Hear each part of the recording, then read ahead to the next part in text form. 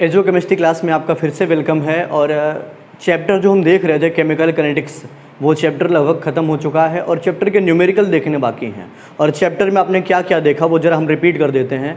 आपने चैप्टर में देखा कि सबसे पहले बात कि रिएक्शन वेलोसिटी के बेसिस पर रिएक्शन कितने टाइप के होते हैं। फिर आपने ये देखा कि रेट ऑफ रिएक्शन या फिर रिएक्शन वेलोसिटी क्या होती है। उसमें आपने यह भी देखा कि इंस्टेंट वेलोसिटी या फिर एवरेज वेलोसिटी क्या होती है। आपने कोलिजन थ्योरी ऑफ रिएक्शन देखा, जिसमें कि आपको एक्टिवेशन एनर्जी मिली थी, आपको थ्रेशोल्ड एनर्जी मिली थी, आपको एनर्जी बैरियर मिला था और फाइनली मॉलिक्यूलरिटी मिली थी। और बिल्कुल लास्ट में हमने रिएक्शन के आर्डर के बारे में बात की और फिर हमने आपसे यह भी बात की थी कि सीडो मॉलिक्यूलर रिएक्शन क्या होते हैं। तो ये सारी चीज़ें हम देख चुके हैं और अभी चैप्टर के न्यूमेरिकल के बारे में हम बात करने वाले हैं आपसे। और आज जो हम न्यूमेरिकल देखने वाले हैं वो बेस्ड होगा रिएक्शन के आर्डर पे। तो ज़रा हम ये देख लेते हैं कि रिएक्शन के आर्डर के बेसिस पे जो न्यूमेरिकल एग्ज़ाम में या फिर कॉम्पिटिटिव एग्ज़ाम वगैरह में पूछे जाते हैं किस तरह के न्यूमेरिकल होते हैं और आर्डर के बेसिस पे कितने तरीके के न्यूमेरिकल कुल हमको मिल सकते हैं। तो देखिए हम स्टार्ट करते हैं।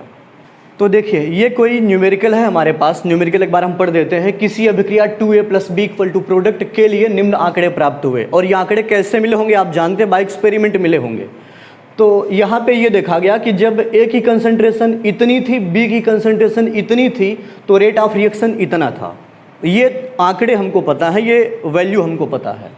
तो a की कंसंट्रेशन, अच्छा यहाँ पे 3 ट्रायल है। a की कंसंट्रेशन जब इतनी थी 0.50 और b की कंसंट्रेशन जब 0.40 थी, तो रेट ऑफ रिएक्शन कितना था 6.0 × 10⁻³ ऐसे ही आप समझते होंगे। तो यहाँ से हमको 4 चीज़ें पता करनी है।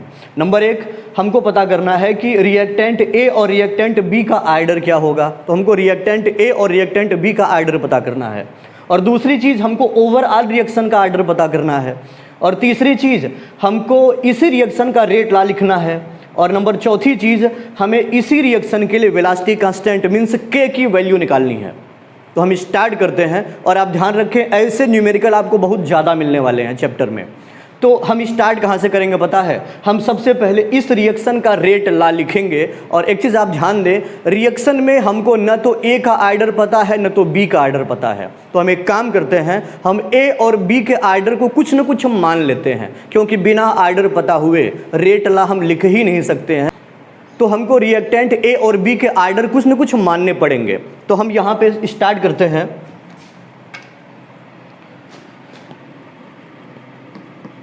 माना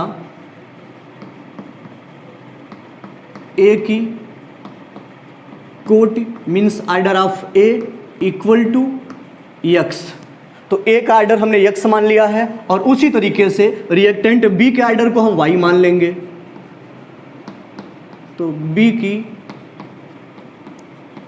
कोटि means order of b = y हमने मान लिया। अब इस रिएक्शन का रेट ला हमको लिखना है। तो क्या लिखेंगे आपको पता होगा, पीछे वीडियो आप देख सकते हैं। तो R मीन्स इस रिएक्शन का जो रेट होगा डायरेक्टली प्रोपोर्शनल होगा A की कंसंट्रेशन पे पावर लिखेंगे किसका, A के आर्डर का।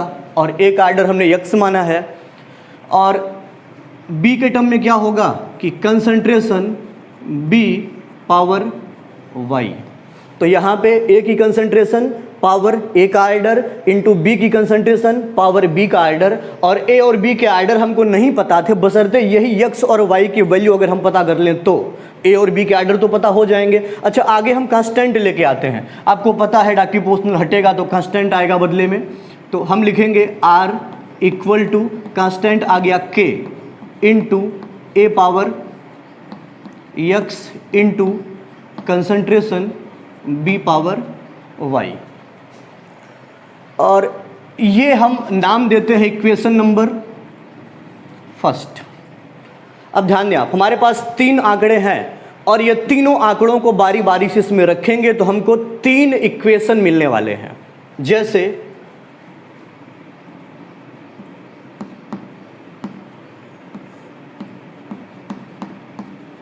प्रथम आंकड़ों से,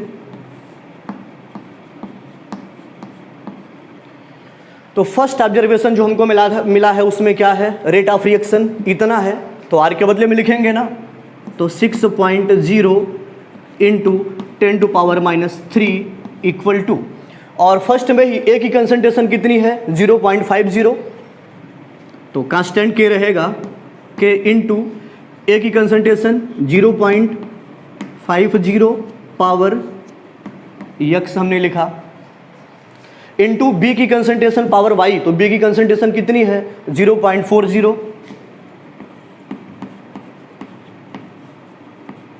पावर वाई। हमने नाम दिया इक्वेशन नंबर 2। ये तो पहले आंकड़े से हमको ये मिला। अच्छा, दूसरा जो आंकड़ा है इस तरीके से आप समझते होंगे, हमको 3 इक्वेशन कुल मिलेंगे।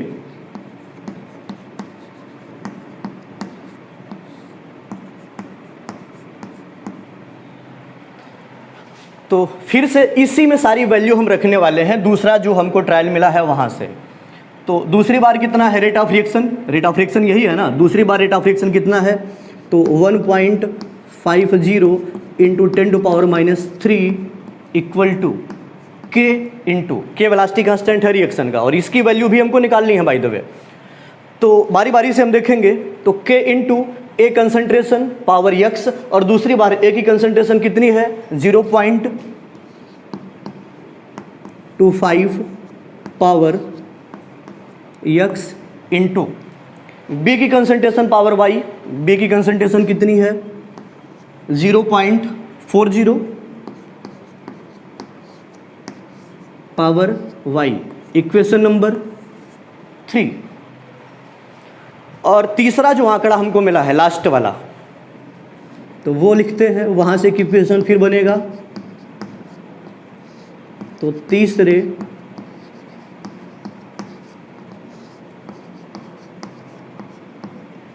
तीसरे आंकड़े से यहां से रेट ऑफ रिएक्शन इतना हो गया है, जबकि कंसंट्रेशन इतनी और इतनी कर दी गई ए और बी की।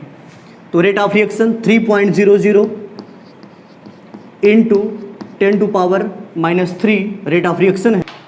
तो ध्यान में रखें आप, यहाँ पे हमने थर्ड आंकड़ा लिया है, और यहाँ पे रेट ऑफ रिएक्शन कितना था, ये था, तो आर के बदले में हमने लिखा रेट ऑफ रिएक्शन, फिर कांस्टेंट 2 लिखेंगे ही के, और ए की कंसंट्रेशन तीसरे में कितनी है 0.25, वो हमने लिखा है, पावर फिर से यक्स लिखेंगे, इंटू बी की कंसंट्रेशन कितनी है, ये है थर्ड ट्रायल में, वो हमने लिखा, पावर फिर से हमने वाई लिखा, आर्डर का पावर लिखा, इक्वेशन 4।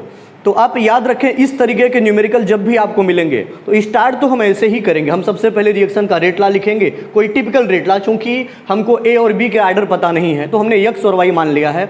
अब इक्वेशन फर्स्ट बना, और जो तीनों ट्रायल हमको पता है उन तीनों ट्रायल की वैल्यू इस इक्वेशन फर्स्ट में रखेंगे, तो 3 इक्वेशन हमको फिर से मिलेंगे। ये समझते हैं आप। अच्छा, एक चीज़ हम ये चाहते हैं कि ये चीज़ें ज़रा नोट करें आप, इस नाते चूंकि हम इसको मिटाने वाले हैं, और मिटाने के बाद में चीज़ें आपको फिर से आगे भी समझ में आए, तो इसके नाते आप किसी कॉपी पे नोट कर लेंगे, फिर आगे हम देखते हैं।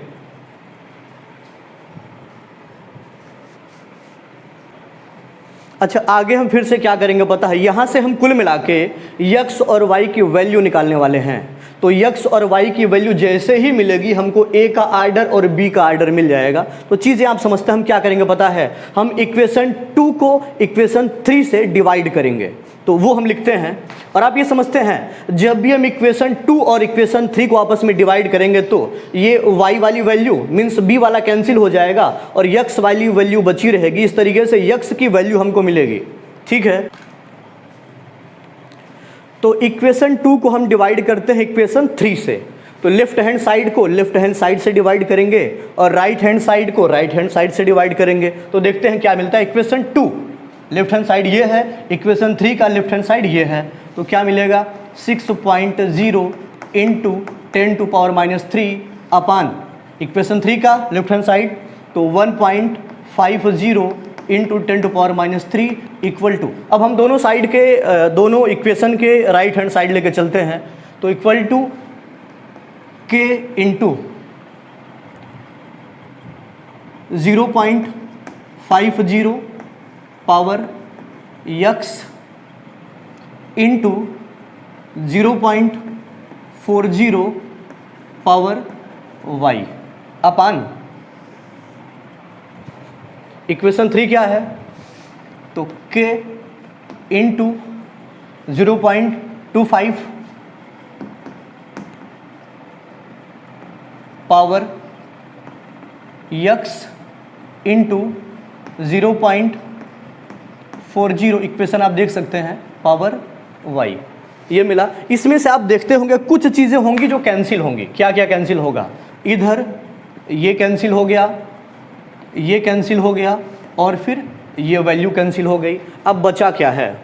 जो बचा है वो है 6.0 upon 1.5 equal to 0.50 power x upon 0.25 power x, ये हमको मिला। और x की वैल्यू यहाँ से मिलेगी, समझते होंगे आप।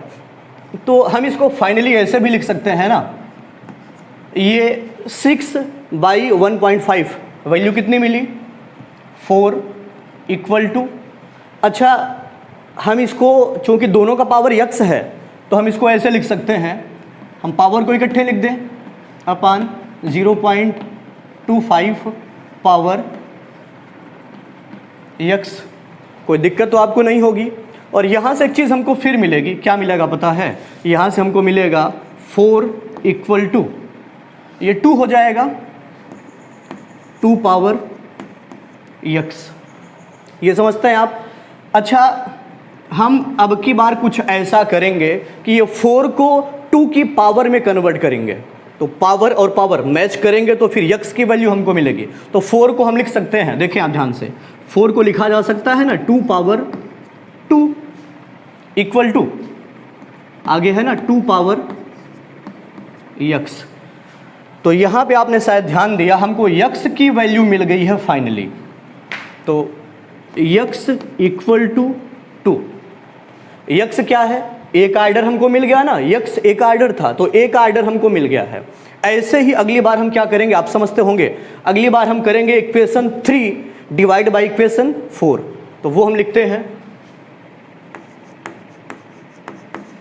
समीकरण 3 को समीकरण 4 से भाग देने पर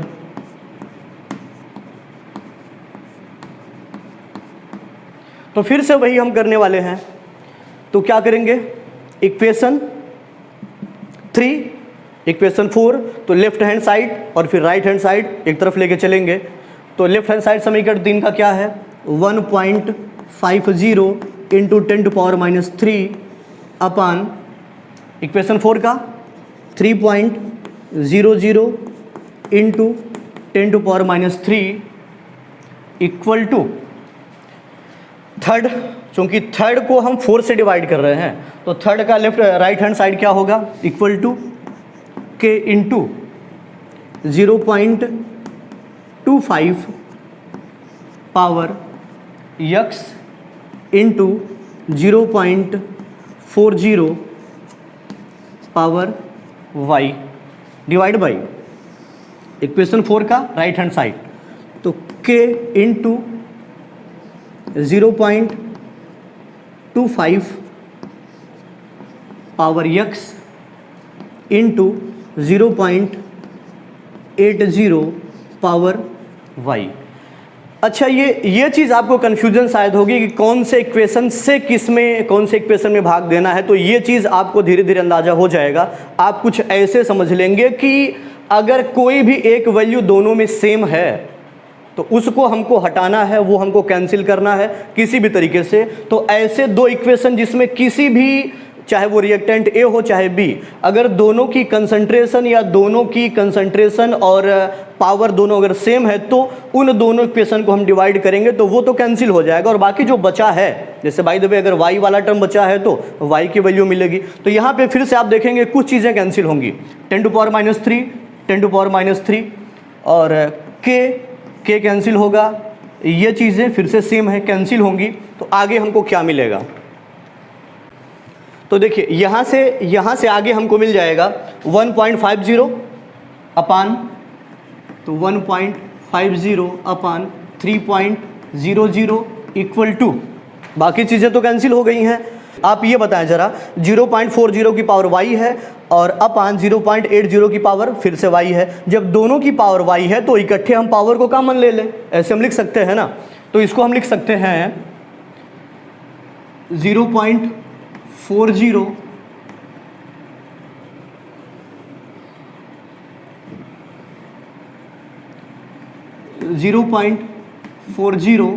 अपान 0.80 और दोनों की पावर y। चीज़ें फिर से सिंपल होंगी, यहाँ से बचेगा 1/2, तो 1/2 इक्वल टू, यहाँ से फिर बचेगा 1/2, कैंसिल होगा ना, 1/2 फिर से बचेगा, तो 1/2 पावर y। अब एक काम करेंगे, 1/2 को फिर से हम पावर के रूप में लिखेंगे, तो ध्यान दें आप। और ये जो बेस है, पावर का जो बेस होगा, जो आधार होगा, वो मैच करना चाहिए, तभी हम घात को आपस में मैच करके उसकी वैल्यू निकाल सकते हैं। तो 1/2 को हम पावर में कन्वर्ट करेंगे, तो हम लिख सकते हैं 1/2 को लिख सकते हैं ना, 1/2 power 1 equal to 1/2 power y था। इस तरीके से हमको y की वैल्यू भी मिल गई है। ध्यान दें आप, हमको क्या मिला, हमको मिला y इक्वल टू 1। तो आप ध्यान दें, हमने x को क्या माना था, a का आर्डर माना था, y को हमने b का आर्डर माना था। तो अब जो चीज़ हमसे पूछी गई थी वहाँ से पहली वैल्यू हमको मिल गई है। क्या मिला है, हमको मिला कि a का आर्डर, तो हिंदी में ही हम लिख रहे हैं सब कुछ, तो a की कोटि इक्वल टू x हमने माना था ना, वैल्यू कितनी मिली थी, 2 मिली थी, यहाँ से देख सकते हैं आप ये, और b की कोटि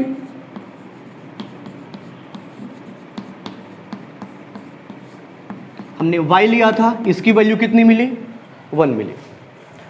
अब पहला आंसर तो हमको मिल गया, 4 चीज़ें हमको बतानी थी। पहला आंसर हमको मिल गया, हमको रिएक्शन में a का आर्डर मिल गया, रिएक्शन में b का आर्डर मिल गया। मीन्स हमको ये पता चला कि जो भी रिएक्शन, जो भी आंकड़े हमारे पास थे, उसमें अगर a की कंसंट्रेशन को जितना भी हम बढ़ाएंगे, जितना भी घटाएंगे, तो रेट ऑफ रिएक्शन जो है वो a की कंसंट्रेशन चेंज के सेकंड पावर पर डिपेंड करेगा। और b के टर्म में अगर हम बात करें तो b की कंसंट्रेशन चेंज के फर्स्ट पावर पे डिपेंड करेगा रेट ऑफ रिएक्शन। ये चीज़ आपको यहाँ से मिली। अब दूसरी चीज़ जो हमको निकालनी थी वो क्या निकालना था, ओवरऑल रिएक्शन का आर्डर निकालना था, पूरी अभिक्रिया की कोटि निकालनी थी। तो आपको पता है कि रिएक्शन का जो आर्डर होता है,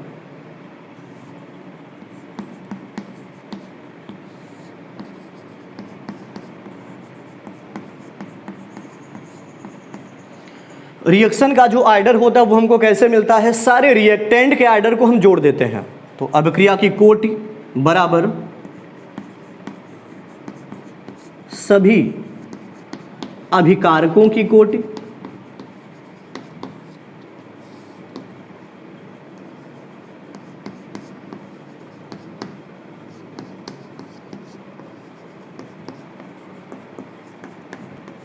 योग। तो क्या मिलेगा, रिएक्शन का आर्डर हमको क्या मिलेगा, तो रिएक्टेंट कितने थे, 2 थे, ए और बी थे, तो ए का आर्डर हमको 2 मिला है और बी का आर्डर 1 मिला है। तो ओवरऑल जो रिएक्शन का आर्डर होगा वो कितना होगा, 3 होगा। अभी हमको पता चला कि रिएक्शन जो है वो थर्ड आर्डर रिएक्शन था, तो रिएक्शन का आर्डर भी हमको मिल गया। अब हमको क्या करना है, अभी हमको रिएक्शन का रेट लॉ लिखना है, वो ध्यान दें आप, रिएक्शन का रेट लॉ हमको लिखना है। तो रिएक्शन का रेट लॉ हमको लिखना है। रेट लॉ हमने पहले भी लिखा था, बशर्ते x और y की वैल्यू हमको नहीं पता थी, तो उसी x और y की वैल्यू हम रख देंगे। तो रिएक्शन का रेट लॉ आपने लिखा था R directly proportional to A concentration power x into B concentration power y। Constant आया था, ये सब कुछ आपको मिला था, कांस्टेंट आया था K into A concentration power x into B concentration power y। ये तो हमको मिला था टिपिकल, जिसमें x और y की वैल्यू हमको नहीं पता थी। लेकिन अब जबकि हमको x और y की वैल्यू पता हो गई है, मीन्स a और b का आर्डर हमको पता हो गया है, तो वो चीज़ें हम रखते हैं। तो आगे हमको मिलेगा r equal to k into concentration a power 2 into concentration b power 1। लिखे न लिखे कोई फ़र्क नहीं पड़ेगा। तो ये हमको थर्ड टर्म मिला जो कि हमको निकालना था। ये तीसरी वैल्यू मिली। क्योंकि हमको रिएक्शन का रेट ला लिखना था ना, तो अभी हमको पता चला कि इस रिएक्शन का जो रेट होगा वो ए की कंसंट्रेशन के सेकंड पावर पर और बी की कंसंट्रेशन के फर्स्ट पावर पर डिपेंड करेगा। अब आगे हमको और क्या निकालना था, हमको रिएक्शन का वेलोसिटी कांस्टेंट निकालना था। तो अब आप ध्यान दें, हमारे पास 3 आंकड़े थे, उसमें से कोई भी एक आंकड़ा हम ले लेंगे तो किसी भी टाइम में, चाहे फर्स्ट वैल्यू लें आप चाहे सेकंड, आपको 3 वैल्यू पता है ना, 3 ट्रायल आपको पता है, तो फर्स्ट ट्रायल से हम आर की वैल्यू रखेंगे, तो उसी ट्रायल से हम ए की वैल्यू रखेंगे और उसी ट्रायल से हम बी की वैल्यू रखेंगे। किस पर कितना पावर रहेगा आप समझते हैं। अगर by the way second trial से हम आर की वैल्यू लें तो उसी सेकंड ट्रायल से ही हम ए की कंसंट्रेशन ए की वैल्यू लेंगे और उसी ट्रायल से हम बी की कंसंट्रेशन बी की वैल्यू लेंगे। ये समझते हैं ना।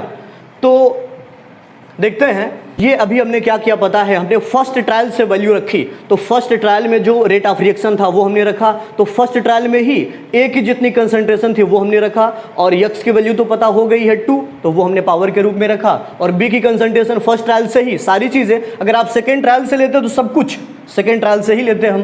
तो यहाँ से के की वैल्यू हमको निकालना है, तो मिल तो जाएगा ना, कैलकुलेशन करते हैं तो क्या मिलेगा, 6.0 into 10⁻³ equal to K into, अच्छा ये ध्यान दें आप, इसको हम लिख सकते थे 5.0 इंटू 10⁻⁻1, या अगर आप पचड़े में नहीं पढ़ना चाहते हैं तो हम सीधे वैसे ही लिख देते हैं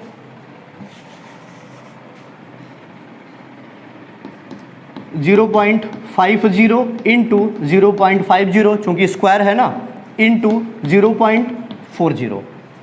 सिंपल करेंगे वैल्यू हमको मिलेगी। तो इतने को अगर हम सिंपल करें तो क्या मिलेगा पता है, इसको हम लिख सकते हैं k इंटू 5.0 इंटू 10⁻⁻1, इसको फिर से वही हम लिख सकते हैं 5.0 इंटू 10⁻⁻1, इसको हम लिख सकते हैं 4.0 इंटू 10⁻⁻1। तो पावर जितने हैं उसको हम इकट्ठा कर लेंगे, बाकी चीज़ों को इकट्ठा कर लेंगे, तो क्या मिलेगा equal to K into 5.0 into 5.0 into 4.0 into 10⁻⁻1 into 10⁻⁻1 into 10⁻⁻1, तो 10⁻³ इकट्ठे हमने लिख दिया। तो अब ये चीज़ें थोड़ा सा और सिंपल हम कर लें, इक्वल टू हमको मिलेगा के इंटू ये 25 इंटू 4, तो कितना मिलेगा 100 इंटू 10⁻⁻3। बात ध्यान दें आप, और ये वैल्यू है किसकी, ये वैल्यू है ये बराबर है ना इसके, तो लिख दें 6.0 इंटू 10⁻3। अब आप ध्यान देंगे तो कुछ चीज़ कैंसिल होगी, 10⁻³ और 10⁻³ दोनों साइड में कैंसिल होगा, तो हमको फाइनली क्या मिलेगा, मिलेगा k equal to 6/100, k equal to 6/100। और एक काम करते हैं ना, ये हम सिंपल करते हैं थोड़ा सा,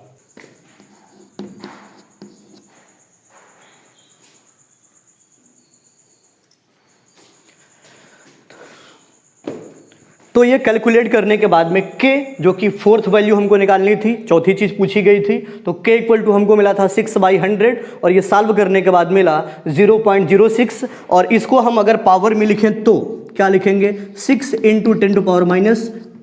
और k की यूनिट क्या होती है, क्योंकि रिएक्शन जो है वो थर्ड आर्डर का है, बात ध्यान दें आप, रिएक्शन थर्ड आर्डर का है, और थर्ड आर्डर रिएक्शन के लिए जो वेलोसिटी कांस्टेंट की k की यूनिट होती है वो हमने आपको बोला था, हम निकाल भी लेते हैं। तो किसी भी आर्डर का रिएक्शन हो उसके लिए जो k की यूनिट होती है वेलोसिटी कांस्टेंट की, वो कैसे निकालते हैं, वो निकालते हैं